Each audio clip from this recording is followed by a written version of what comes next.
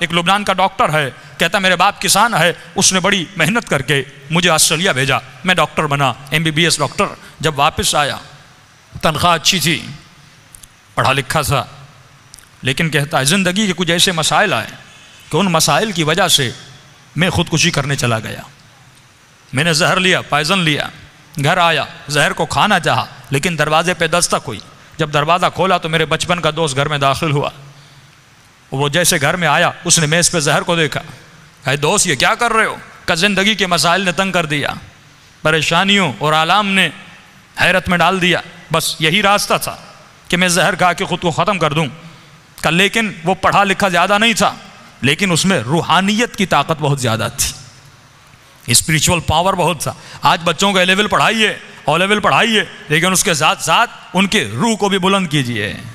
آج ساری توجہ اس پر ہے کہ بچوں کو انجینئر بنانا ہے، ڈاکٹر بنانا ہے، ہاں بنائیے، اہل بیت منع نہیں کرتے۔ فرمایا ربنا آتنا فی الدنیا حسنہ وفی الآخرۃ حسنہ، جتنا اس کی اسکولنگ کا خیال کرتے ہو اتنا ہی اس کی آخرت کا خیال کرو، کہ یہ قدر ہے، یہ احساس ہے کہ بھائی میرا بچہ مہنگے اسکول میں پڑھ رہا ہے، مہینے کی فیس 20,000 دے رہا ہوں، 10,000 دے رہا ہوں، تو مال دنیا کی خاطر یہ ماں اٹھنا نہیں چاہتی، یہ باپ اٹھنا نہیں چاہتا، لیکن صبح کو اپنے بچے کو ٹائم پہ اٹھاتا ہے۔ یعنی اس کی دنیا کی تو فکر ہے، لیکن یہی بچہ آخرت میں نماز نہ پڑھنے کی وجہ سے جب جہنم میں جائے گا، اس کا پورا بدن جہنم کی آگ میں جلے گا۔ کہ قبر کی پہلی رات مولا فرماتے ہیں اتنا فشار قبر ہوتا ہے کہ ہڈیوں سے ماں کا دودھ نکلنے لگتا ہے، لیکن اس بچے کو نماز کے لیے نہیں اٹھانا، اس بچے کو اسکول تو بھیجنا ہے، ڈاکٹر تو بنانا ہے، انجینئر تو بنانا ہے، لیکن مولا فرماتے ہیں وہ علی کا شیعہ نہیں جس کے وجود میں غیرت الہی نہیں۔ بچیوں کا حجاب کا خیال رکھا کرو، ان کی عفت کا خیال رکھا کرو۔ کہ مجلس حسین میں آ کر اس بات پر رویا جاتا ہے کہ بی بی زینب کی چادر کو لوٹا گیا، لیکن اپنی بچیوں کا حجاب کا خیال نہ رکھیں، اپنے بچوں کی غیرت کا خیال نہ رکھیں۔ فرمایا یہ کب ہوگا؟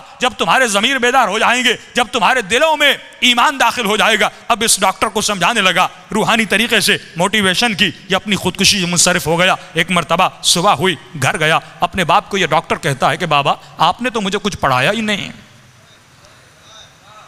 آپ نے تو مجھے کچھ سکھایا ہی نہیں۔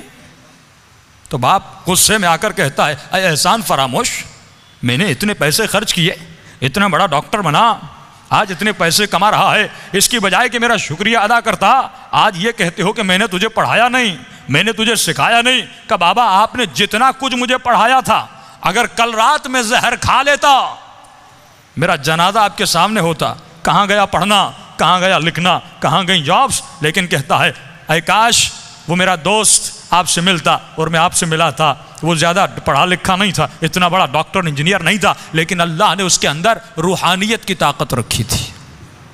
کتنے مصائب و علام آئے اہل بیت پہ۔ اہل بیت نے کبھی خودکشیاں نہیں کی، وہ کبھی ڈپریشن میں نہیں گئے، وہ کبھی پریشانیوں میں نہیں گئے۔ ہم کیوں پریشان ہو جاتے ہیں؟ کیونکہ ہماری روحانی طاقت بہت کم ہے، ہمارا اسپریچول پاور بہت کم ہے۔ میں کہوں گا مولا یہ طاقت کیسے بڑھے گی، یہ پاور کیسے بڑھے گا، یہ روحانیت کیسے بڑھے گی؟ تو یہی آیت الا بذکر اللہ تطمئن القلوب، فرمایا ہمیشہ اپنی زبانوں کو ذکر پروردگار عالم میں مشغول رکھا کرو۔ آج یہ زبان ذکر خدا میں مشغول نہیں۔ دیکھیے اذکار کا بہت فائدہ ہے، ذکر خدا انسان کو یاد خدا میں رکھتا ہے۔